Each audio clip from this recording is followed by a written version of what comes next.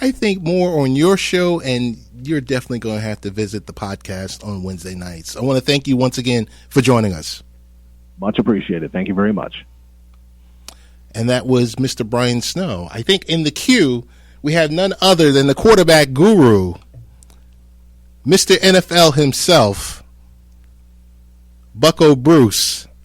I'm so happy to have him on here and introduce Bucko to Long Island, to 1240 AM WGBB. Bucko, how you doing, brother? Ted, my brother. Good to hear from you, man. How are you, sir? I'm doing good here. I'm doing great. How's the family? How's the wonderful children doing? They need to slow down on the growing a little bit, man. It's becoming a little bit harder to feed everybody.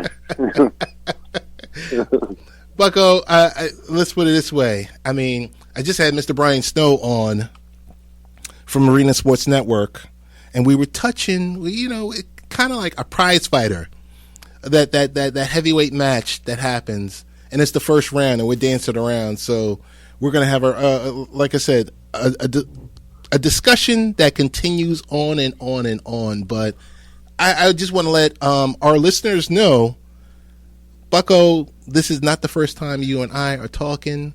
I didn't find you on Twitter. We have a long history. We've worked together down the dial on another station on Barbershop Sports, and it's always so good to stay in contact with you. You know the amount of love that we have for each other. Absolutely. Yes, sir. It's always a pleasure, man. The first thing, always a pleasure. I initially wanted you to talk a little fantasy, a little studs and duds, but I'm just going to put that to the side and say, what were your thoughts? And Bucko, I just want to mention, Bucko is tentatively scheduled for our Wednesday podcast where we're going to talk Bucko Bruce Knows Football. We're going to talk about the upcoming NFL season. Bucko, you told me about this young quarterback a few years ago. You talked about him every day, day and night, whenever we had the show, online, offline. What were your thoughts when Mr. Teddy Bridgewater went down? Oh, man, that was a heartbreaking news, because you look at a guy who wasn't wowing anybody. He only had 14 touchdowns last year, but just the barely scratched the surface on the talent level that I think the kid had. And they won a division last year and come with a chip shot missed field goal away from beating Seattle in the playoffs. So right. I think that he was on a path of where I thought he'd be years ago, and to have that gruesome injury, just dropping back in practice, that's your heart goes out to Teddy, man, and pray for a speedy recovery. Definitely. That's really all you can say there. Definitely. I have one other injury that I want to get your thoughts on, and then real quick we'll go into your thoughts on fantasy. The upcoming fantasy football season is here. What were your thoughts when Romo went down? That wasn't a matter of if, but when. We all know Tony Romo's going to get hurt at some point. I didn't think it would happen in his first, action playing football. That was shocking, but I expected it to happen.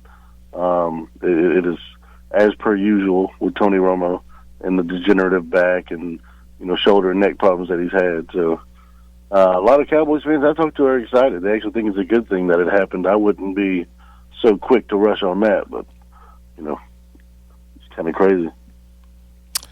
So I'm in 2 fantasy football leagues this year. I will tell you, I'm okay. I went auto draft for one, and I actually picked in the other. I got somewhat of the similar players.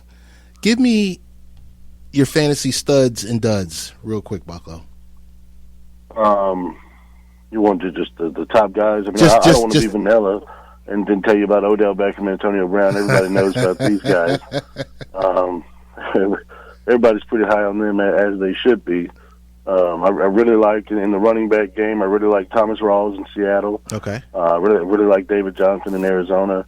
They're getting, the hype that they should get. But, there's a lot of guys that are getting drafted early, like Jeremy Langford and Matt Jones and guys like that I think are really not that good of running backs. In fantasy this year, I'm telling you, there's maybe 12 guys that are worthy of picking early. After that, you just hope that you get one of the guys for depth later. As I mentioned, we're gonna do a podcast this Wednesday. Okay. Bucko, who is going to, in just in your mind, who's going to shock us this year? Which team are you expecting? Everyone's not expecting to overachieve, and you expect that this could possibly be their year to not per se win a Super Bowl, but go pretty deep into the playoffs. Well, I don't want to sound like a homer. We all know where my allegiance lies. Yes, sir. But I truly, honestly believe with the Teddy Bridgewater injury that opens the door for young Jameis Winston and the Buccaneers to sneak in via wild card with a 9 or 10 win season. That would be my sleeper team of the year. I'm not hearing a lot of pundits give them the due because they've seen this story before. But I really honestly think things are working in the right direction for the Bucs. I'm not as high as most are on the Raiders. I still think they're a few pieces away. But if I had to pick one team for sure, I think Tampa Bay is going to shock some people. And really, I think that the rest of it is all pretty much the same as it was. Nobody went up or down on the AFC side. So I think you'll pretty much see the same members, all depending on how the Broncos quarterback situation works out, of course. I want to go back to Teddy Bridgewater. That was probably the first question I asked you. You putting on your GM hat, and when we used to be on the radio on Wednesday nights together, either you or I or one of us would be quick to say this one fleeced this one. Mm-hmm. Did the Vikings get fleeced? Oh yeah. Oh, that was no lube. They didn't even buy him a drink afterwards. Nothing. That was just straight take it from you. That was unfair, and I really think that we should call the authorities on the Philadelphia Eagles. That was not fair. Let's not act like giving up a first round and a fourth round pick for anybody is not a wow move. But for Sam Bradford, that might be one of the most desperate, dumbest trades I've ever seen. Yeah. It's pretty bad. I feel for them. I know they're in a situation where they have a complete team and they need a competent quarterback. I understand that, but Jesus, I think you could have found somebody better. I think Geno Smith would have been a better option over Sam Bradford. So I here my parting shot on this is, so I was headed to the Madison Square Garden yesterday. I was taking my son to go see the New York Liberty play. So, yes, I go, and at least once a year, I'll go and support the WNBA. I just felt, and I sent in a text message, I said, all the Vikings have to do is just wait for Sanchez.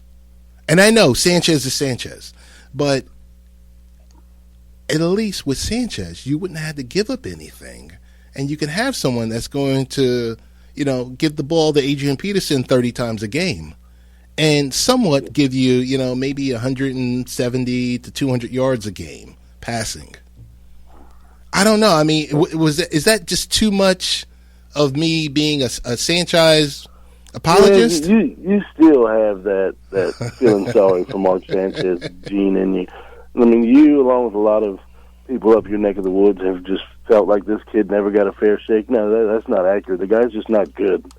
He's not a good quarterback. He's prone to turnovers. He's erratic under pressure. He is exactly what you do not want in Minnesota. You need someone that's smart. You need someone that's efficient, that's not going to turn the football over and put you in bad positions. Sam Bradford, when healthy, has shown he can do that. He's shown he can be competent. But I still think it's a bad move. Gotcha. Bucko, I want to thank you, as always, for joining us. We're going to try and have you here a couple of times during this football season to help us out.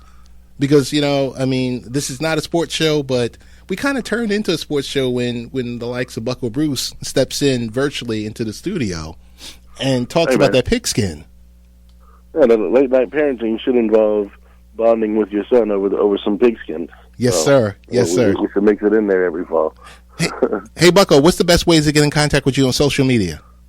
Twitter and Facebook's the same, Bucko Bruce 83. I'm very accessible. I'm not a celebrity. I don't have a blue check mark. I'm not big time like Ted Hicks, but I'm always willing for a conversation and debate. All right, Bucko. Thanks again, brother. Thank you, brother. We'll talk. All right. And we're about to come to a close. I want to thank Dr. Michelle, Brian Snow, and Bucko Bruce for joining us on their commentary. This is what we plan to bring you every week, every Sunday.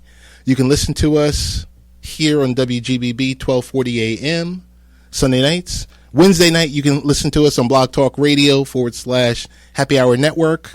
We're on every Wednesday at 8 p.m. Once again, thanking our friends, The Under,